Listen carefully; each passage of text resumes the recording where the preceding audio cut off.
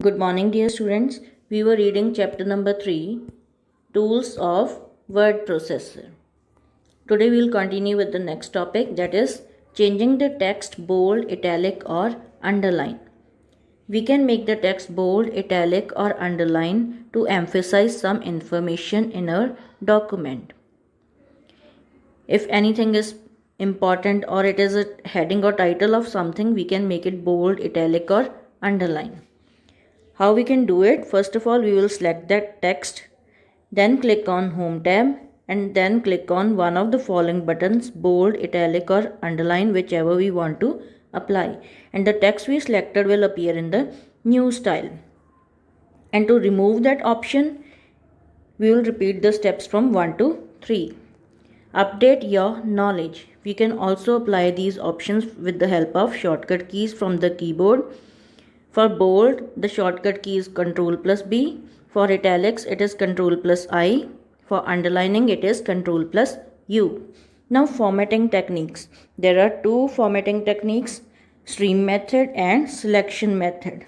Now, stream method, apply formatting before you start typing a word or passage and then turn it off. Stream method is when we apply the formatting before we start typing, and after applying that formatting we will turn it off. For example, click the bold tool, type a word and then click the bold tool again to turn it off. Selection method is select the text you want to format and then apply the formatting. Next is changing the color of the text. Now, color of the text can be changed to draw attention towards headings or important information in your document. How we can change the color of the text? Select the text you want to format. Then click on Home tab on the ribbon. Click on the down arrow of font color and click on any color you want to apply. Word applies color to the text. Highlighting text. You can use color to create highlights in a document to draw attention to the text. Highlighting text is useful for marking information that you may want to review or verify later. जैसे हम book में किसी important information को highlight करते हैं, वैसे ही word में भी कर सकते हैं. अब वो कैसे करनी है information highlight? First of all click on home tab, then click on text highlight colour button. Click on the desired highlighted colour. सबसे पहले होम टैब के ऊपर क्लिक करना है, then text highlight colour button and then we will click on the desired highlighted colour. जो हमने colour apply करना है हाईलाइट के लिए उसको चूज़ करेंगे. The mouse pointer changes to this shown shape which is shown in the bracket when it is over your document. इस shape में माउस पॉइंटर चेंज हो जाएगा जब वो हमारे डॉक्यूमेंट के ऊपर आएगा. Select each area of text you want to highlight. जो भी हमने एरिया टेक्स्ट का हाईलाइट करना है उसको सिलेक्ट करेंगे. The text you select appears highlighted. वो टेक्स्ट हमारा हाईलाइट हो जाएगा. When you finish highlighting the text press escape की फ्रॉम द कीबोर्ड. जब हाईलाइटिंग टेक्स्ट पूरी हो जाए हमारी तो हम कीबोर्ड से एस्केप की दबाएंगे. Changing alignment of text. You can align text in different ways to enhance the appearance of document. By default, Word assigns the left align command. हम अपने टेक्स्ट को different ways में अलाइन कर सकते हैं और by default text left align होता है. अब हमने चेंज कैसे करनी है अलाइनमेंट? अलाइनमेंट मीन्स एक लाइन में लगाना. वो डिफरेंट ढंग से हम लाइंस में लगा सकते हैं, राइट मार्जिन के अलॉन्ग, लेफ्ट मार्जिन के अलॉन्ग, दोनों के अलॉन्ग या सेंटर में. Now to apply alignments, first of all select the text that you want to format.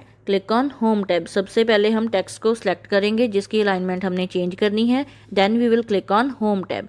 Then click on one of the following buttons. फिर इनमें से एक चेंज हम क्लिक करेंगे जो भी हमने अप्लाई करनी है. Either align left to left align the text, or center to center the text, or align right to right align text, or justify to justify the text between both the margins. The text displays the new alignment. फिर जो भी हमने alignment choose की है उसके according हमारा text show हो जाएगा हमें. To deselect the text click outside the selected area, अब हमने टेक्स्ट को डीसेलेक्ट करना है तो सिलेक्टेड एरिया से बाहर हम क्लिक करेंगे। और ये नीचे 4 तरह की अलाइनमेंट दिखाई हुई है कि हमारा टेक्स्ट कैसे लगेगा अलाइनमेंट चूज़ करने के बाद। Repeat formatting F4 key is use to repeat formatting, जो भी हमने फॉर्मेटिंग लगाई है F4 दबाएंगे तो वो रिपीट हो जाएगी। F4 key is a tremendous time saver in Word, it is also called repeat formatting command invoked by F4 key. F4 will repeat typing and many other actions too. F4 repeats only the most recent formatting or other actions. Now for example, click on word and press Ctrl plus B to make it bold. हम किसी word के ऊपर click करते हैं और Ctrl plus B shortcut की दबाते हैं ताकि वो बोल्ड हो जाए। Now the text is bold, वो हमारा टेक्स्ट बोल्ड हो गया। And click on another word and press F4। अब हम किसी और वर्ड के ऊपर क्लिक करेंगे और उस F4 दबाएंगे तो वो भी बोल्ड हो जाएगा। Changing the line spacing, you can change the amount of space between the lines of the text in your document. हम अपने डॉक्यूमेंट में लाइंस के बिटवीन स्पेस को चेंज कर सकते हैं। Increasing the line spacing can make a document easier to review and edit.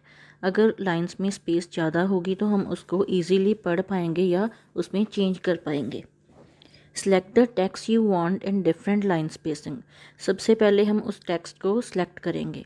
Click on home tab, click on line spacing button to display the line spacing options.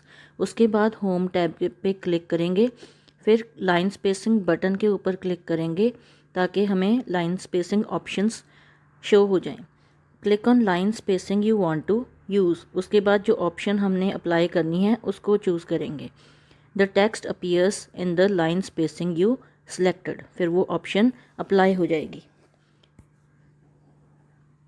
Changing paragraph spacing. Paragraph spacing is the space before and after a paragraph in the document. Paragraph spacing paragraph के आगे और पीछे की space को कहते हैं।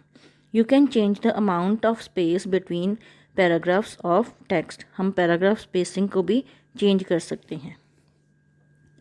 Click anywhere in the paragraph or select it to set spacing before or after it. हम इसके लिए सबसे पहले पैराग्राफ के ऊपर कहीं भी क्लिक करेंगे या उसको सिलेक्ट करेंगे।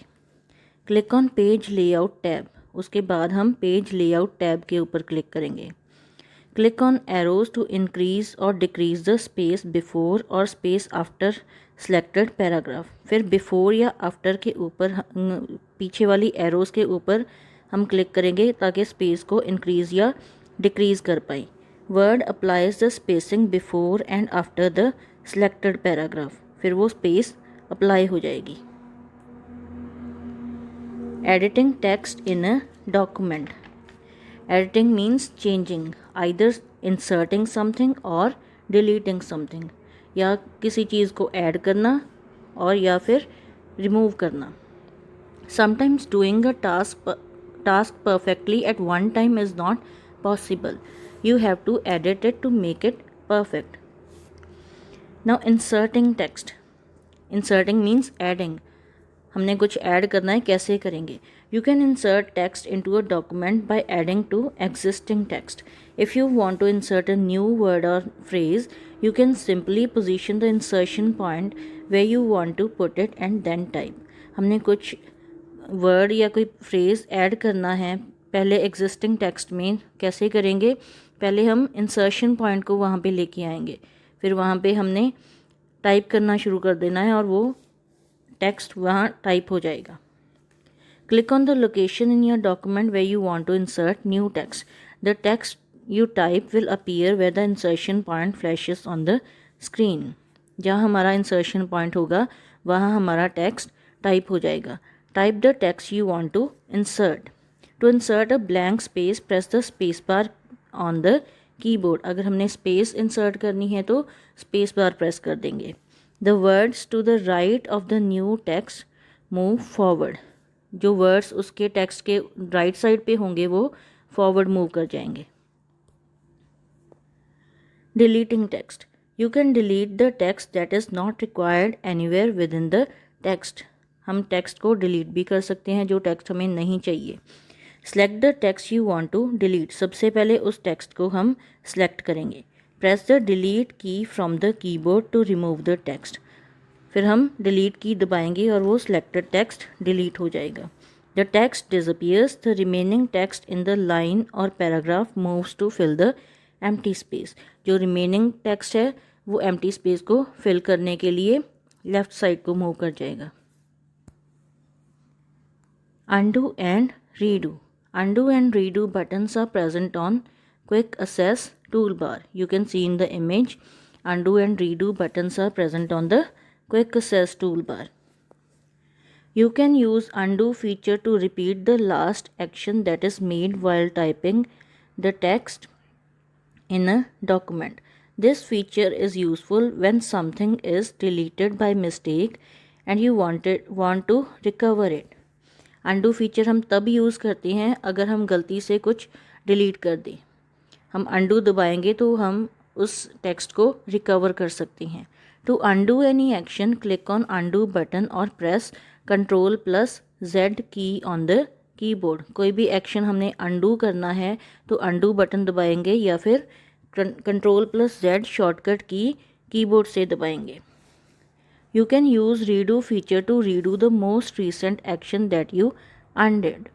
कोई भी एक्शन हमने undo कर दिया है तो उसको हमने दोबारा से करना है तो हम redo बटन दबाएंगे। To redo any action simply click on redo button. redo करने के लिए redo बटन पे क्लिक करेंगे और press Ctrl+Y on the keyboard या फिर Ctrl+Y शॉर्टकट की हम कीबोर्ड से दबाएंगे। Moving and copying. The text in a document can be moved, that is cut, or copied from one location to another within a document or between the documents. जो document में text होता है उसको move कर सकते हैं या फिर कॉपी कर सकते हैं एक लोकेशन से दूसरी लोकेशन पे, एक डॉक्यूमेंट में या एक डॉक्यूमेंट से दूसरे डॉक्यूमेंट पर। मूविंग और cutting a text means text will disappear from its original location. Moving या कटिंग का मतलब है कि जो टेक्स्ट होता है वो अपनी ओरिजिनल असली जगह से डिसअपियर हो जाता है and will appear at another location where it is pasted, और वो दूसरी जगह पे जहाँ पेस्ट हुआ है वहाँ पे आ जाएगा। Copying a text means the text will remain at its original place as well as the place where it is pasted. Copying का मतलब है वो अपनी असली जगह पे ओरिजिनल प्लेस पे भी रहेगा और न्यू जगह पे जहाँ पे पेस्ट किया है वहाँ भी होगा। नाउ टू मूव और copy the text, first of all select the text you want to move और कॉपी। सबसे पहले उसको टेक्स्ट को सिलेक्ट करेंगे। क्लिक ऑन होम टैब, उसके बाद होम टैब के ऊपर क्लिक करेंगे। Click on one of the following buttons, move text और कॉपी टेक्स्ट। फिर अगर हमने मूव करना है तो मूव टेक्स्ट बटन पे क्लिक करेंगे, अगर कॉपी करना है तो कॉपी टेक्स्ट पे क्लिक करेंगे। In this example we have chosen copy text, so the text will remain in its original location too. इस example पे copy text option चूज़ की हुई है इसलिए original place पे भी text रहेगा।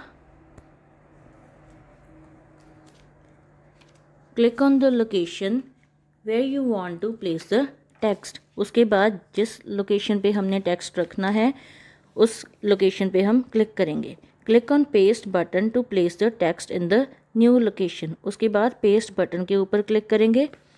The text will appear in the new location और वो हमारा text new location पे आ जाएगा।